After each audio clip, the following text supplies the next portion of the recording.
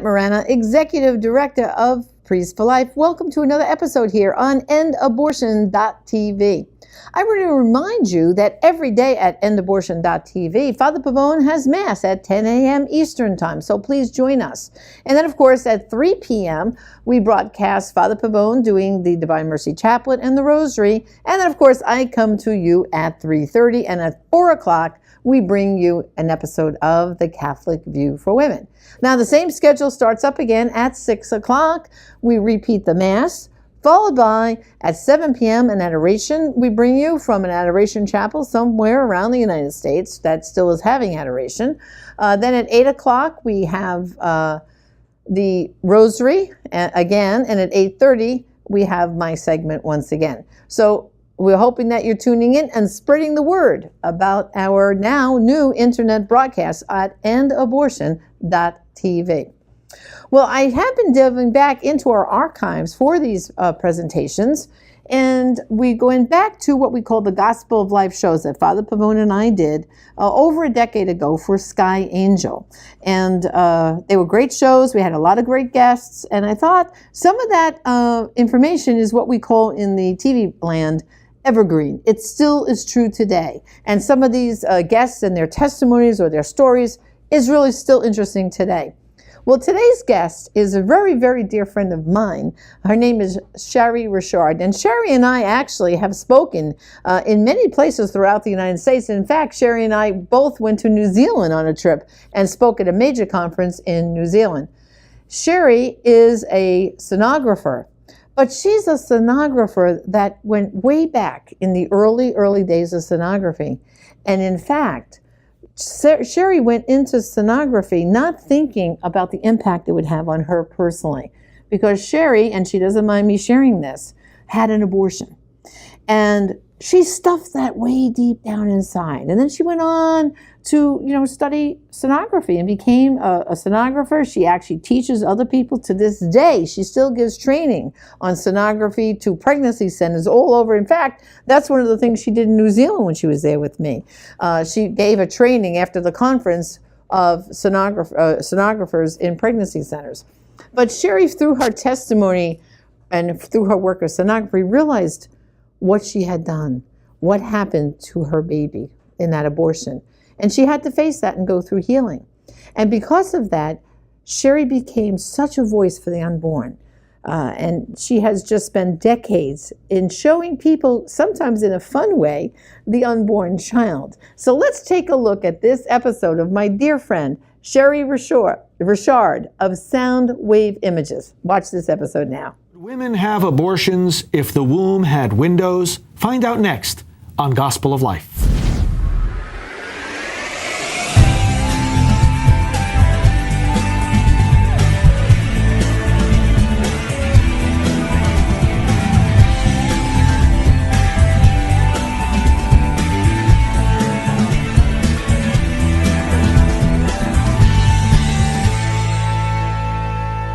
Hello, I'm Reverend Frank Pavone, Director of Gospel of Life Ministries. Welcome to our program. Janet Morana, our co-host, and I would like to welcome today a longtime friend in the pro-life movement and an expert in ultrasound, Shari Richard. Shari, welcome to the program. Hi, Janet. Hi.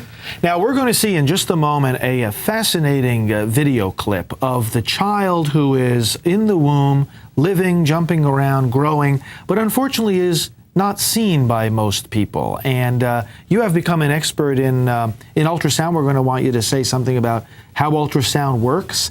And but just one initial question before we go right to that clip. In your experience in talking with students and talking with adults and talking with legislators, do people know, don't people know that this already is a baby in the womb? You know, it's amazing. It wasn't until the last 10 years where the technology of ultrasound continued to improve and more people were seeing the ultrasound at just 18 weeks where the heart begins to beat. Even 18 days. I'm sorry. Yes, days. And 7 weeks following conception, this little 1-inch baby is moving and jumping, and we can see the separate fingers and toes. So yes, I believe now as more and more people are having ultrasound and more of this technology is getting out, we have to ask ourselves the question, is this life? And the technology shows it very clear. Well, Janet, why don't we take a little look at that clip, and then we'll have a lot to talk about once we see it. Watch now this clip of the child. Now, what we're going to see is at various stages of development, That's right? Starting at 4 weeks. Starting at 4 Where weeks. the heart is beating. You'll see that wow. little heart beating. I'm going to take you right on through term, and you're going to see the baby's separate personalities, them standing on their head. It's really exciting. Wow, this is going to be fascinating. Let's take a look at that now. The images you're about to see will reveal in all its wonder and mystery the beautiful continuity of the unborn, the growth and development of a human embryo and fetus from 3 to 4 weeks after conception to just before birth. 4 to 5 weeks from conception. This is an image of just 4 weeks. Can you see the heart beating? Listen to the Doppler of that heart. This embryo is 5 weeks. You can clearly see the formation of the head and body. 6 to 7 weeks from conception. Now this is a 7-week baby. I'm going to magnify this image, and now you can clearly identify the arms and the legs and the head. Watch him as he moves.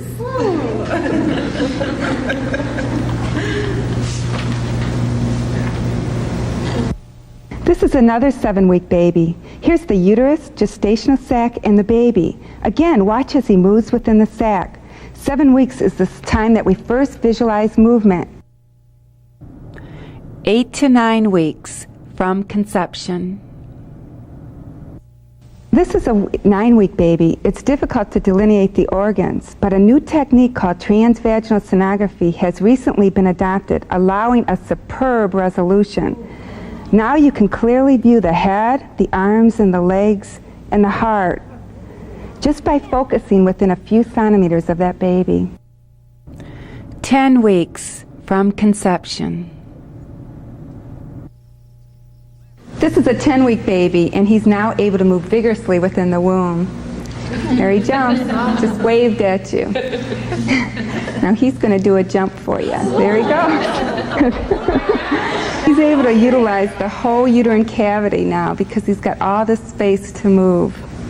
Here he's going to get ready for another jump. There he goes. Now he's turning and looking at us. You can see his eyes. Here he does a few more jumps. The mother, he would not hold still for 30 minutes, and his mother was really impressed to see what he could do. Now we have 10 weeks fraternal twins. The baby on the left is seen moving and jumping around, while the twin on the right is just hanging out, sucking his thumb. They develop those habits in utero. And now what I'm going to do is image the full axis of the twin on the right. Mom and Dad were shocked, yet delighted at the news of their extra bonus.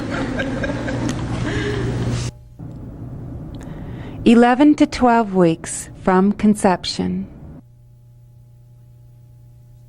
See the detail of the face? You can see the eyes and the mouth. This baby's going to open his mouth for you. Watch him. Now watch, he's going to scratch his chin for you. Watch him. Now this baby's 14 weeks old, and he's going to try to stand on his head in a minute. This is his head and his back. Now watch him as he climbs that uterine wall. Can you see? Look at that back arch. See how limber they are? They can do more in utero than a newborn baby can do outside of the womb because of the amniotic fluid present. Look at he struggles to stand on his head there. Really?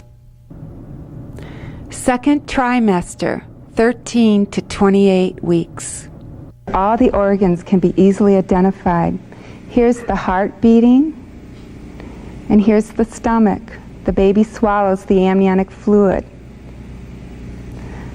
Over here is the kidney, that can be clearly seen, and the baby urinates in utero now. Over here is the diaphragm. As the diaphragm moves up and down, the baby is breathing. And again, look at the heart. You can see the separate chambers of the heart and identifying the different valves. Listen to the Doppler of that heart.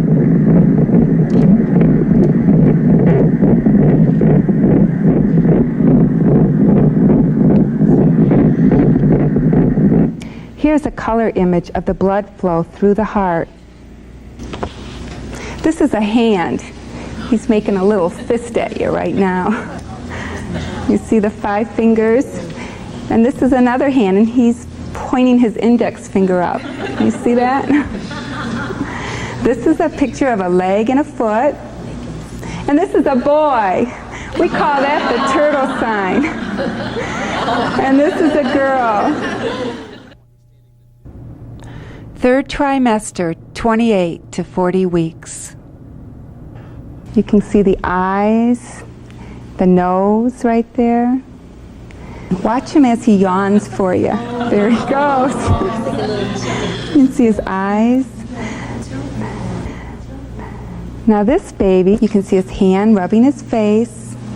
See the eyes and the nose. Now watch his hand. He's going to do a reflex action for you in a second here. There he goes. Okay, now this baby is going to open his jaw for you. Watch him. You see his chin? Now this baby's going to yawn for you in a minute. He's getting ready to take a nap. Isn't that cute? Okay, now this baby's going to stick out his tongue. There he goes. He's going to do it again. He's just licking his chops. Watch him. There.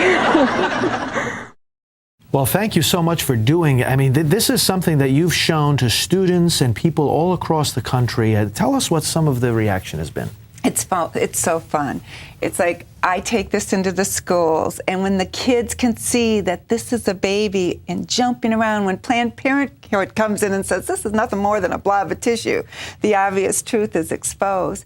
But the neatest thing too, we use it in the pregnancy centers, and when we can show the moms and the dads that are even in a situation that they're not sure what their decision's going to be, when they can see that this is a baby and get the love and support that they receive from pregnancy centers, we find anywhere from 80 to 90% of these young girls will choose life for their baby. So that's exciting. You know, Sherry, I think you told me one day that you even had a couple there and the baby was almost like waving. Now this was a, boyfriend and girl that were abortion minded. Right. And now here the baby's waving as if to say, I'm here, Mom and Dad, right. don't do this, Right.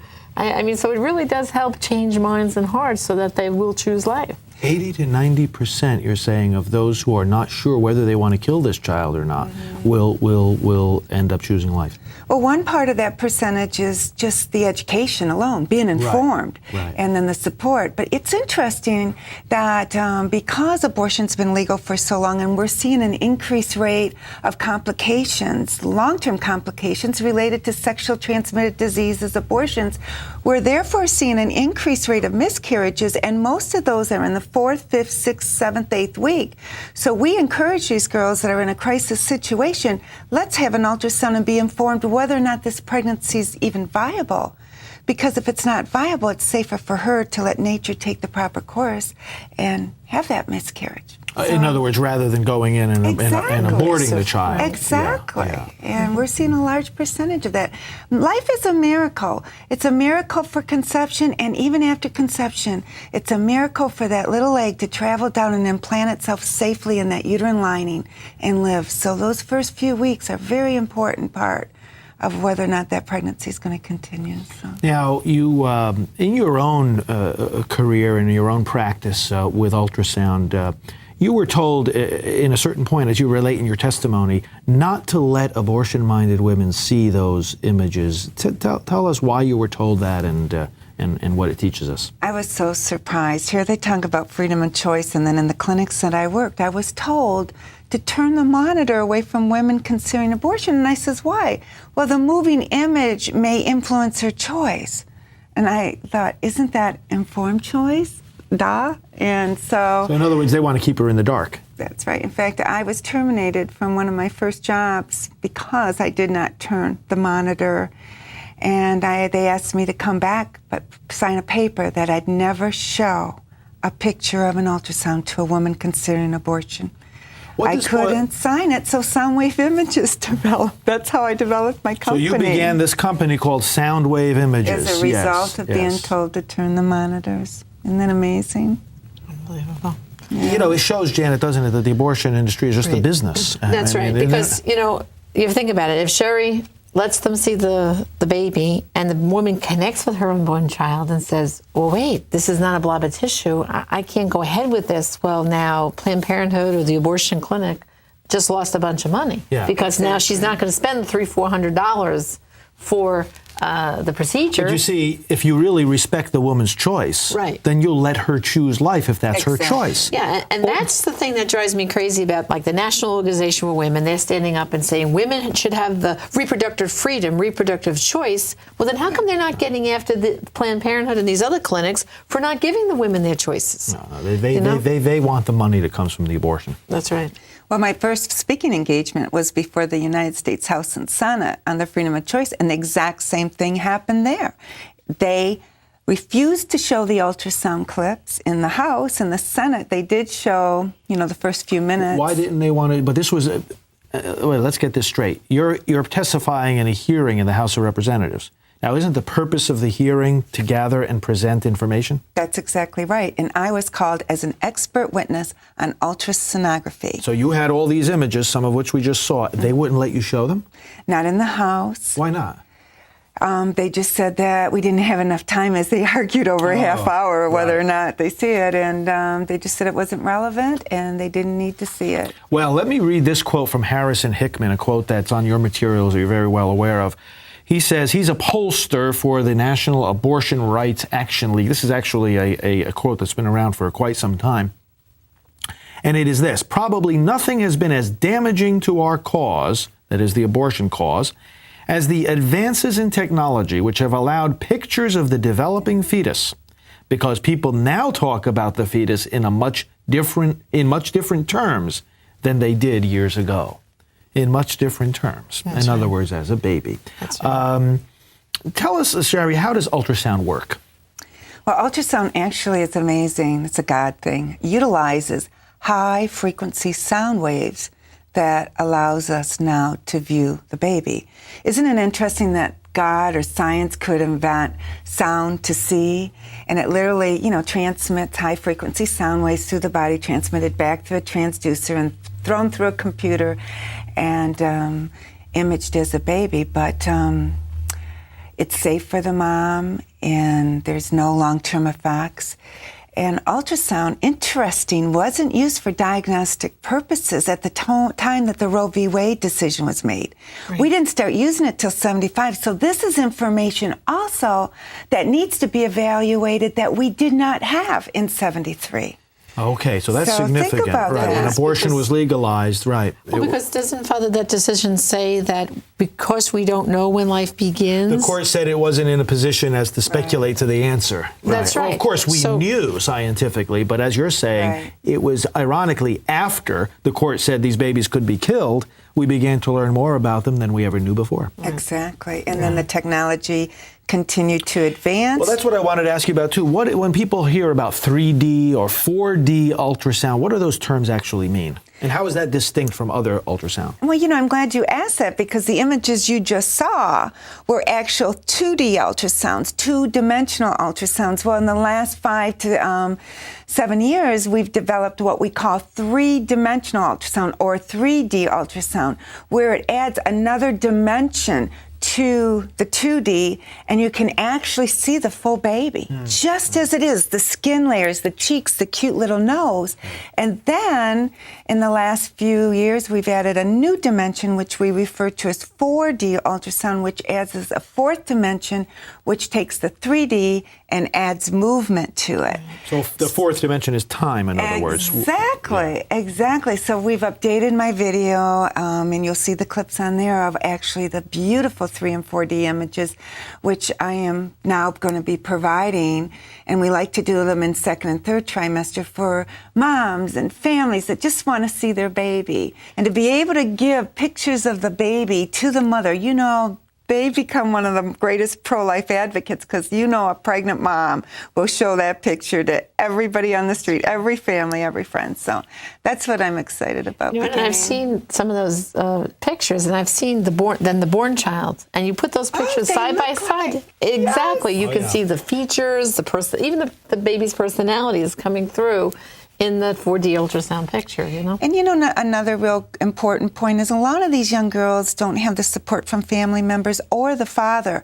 And it's amazing how the bonding develops when you can invite the whole family in for these sessions. The father. All of a sudden you see this father or family that was distanced maybe because it was a crisis pregnancy wrap their arms around this girl. Yeah, it becomes a relationship. And a relationship begins with seeing, doesn't it? Exactly. That's it. Well, thanks for opening the window to the womb, which is a phrase that you have used for many, many years. And of course, we encourage our viewers to invite you into their communities, their schools, and even to other legislative hearings that will arise, no doubt, as we continue in this nation to wrestle with the issue of the status of the unborn. So thanks, Sherry, for all you do and for joining us on the program. We'll have you back. Great. Thank you. Janet, thank you. And brothers and sisters, stay with us now. We're going to have a few announcements, and then we'll have our action segment where we invite you to consider new ideas about what you can do to defend the gift of life. And as we think about the unborn child, let's never forget that's our brother, that's our sister. Let's speak up for them. Let's defend them. Let's protect them. God bless you.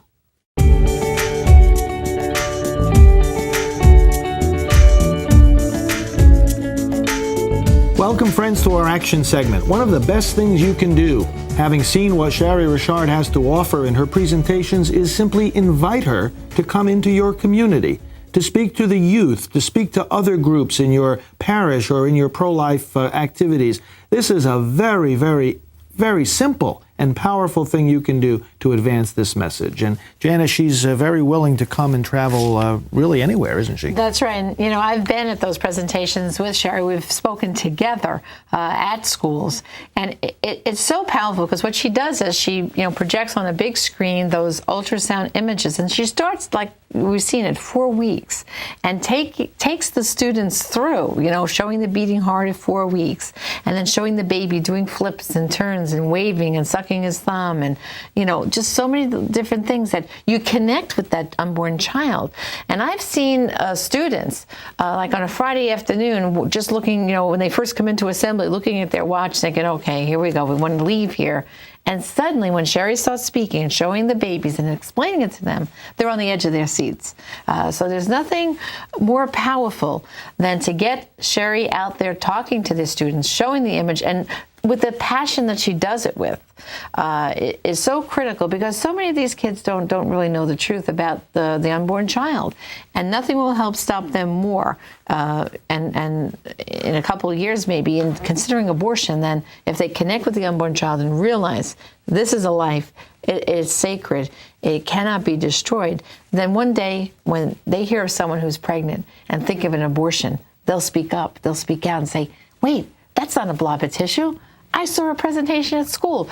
Sherry Richard, a sonographer, came, and we saw those images, and you don't want to do that. So this is a very powerful thing to get into your youth and your school groups. She's very happy to have people with websites linked to her website, unborn.com. That's right. And they'll be able to see those images, as well as on our website, gospeloflife.com.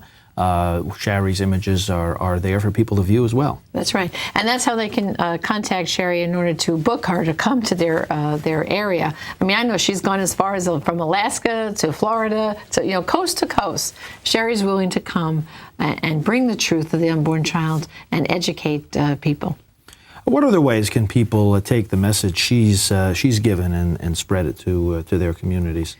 Well, what they can do is challenge people to go to her website or our website and get them to just look at the pictures of the unborn child and say to them, you know, if you think you're in favor of abortion, what are you talking about? You think that's a blob of tissue there? That's not a blob of tissue.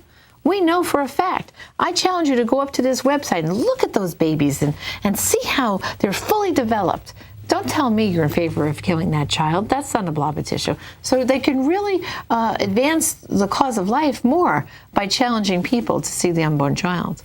Students with students, especially by email, do this very effectively. They'll either email the image or they'll email the website link that goes to the image and get people to look at this reality. Now, Shari was talking about, just so people understand, she was also telling us that she's now going into a practice of making available ultrasound, not for the medical purposes, but for the purposes of a family album. People who want to see their unborn child and take baby photos. And she's making that service available for people as well. And that's I think that's a very good idea. That's right. You know, I've seen that happen more and more in the workplace where people have a picture and you'll say, oh, who's that?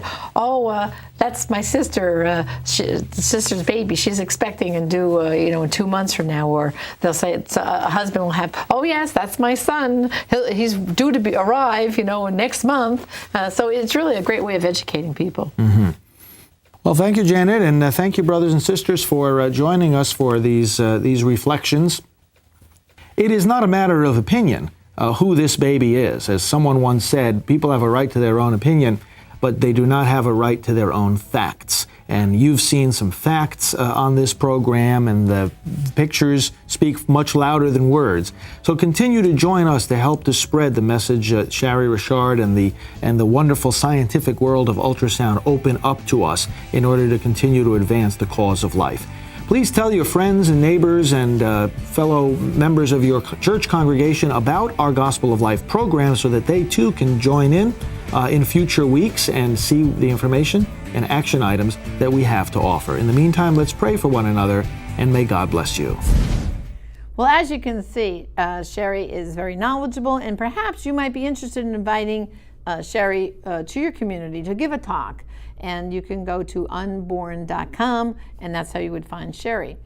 But at our Priests for Life website, priestsforlife.org/images, that is the #1 page. If you look at social media and web traffic, the page that gets visited the most at Priests for Life is priestsforlife.org/images.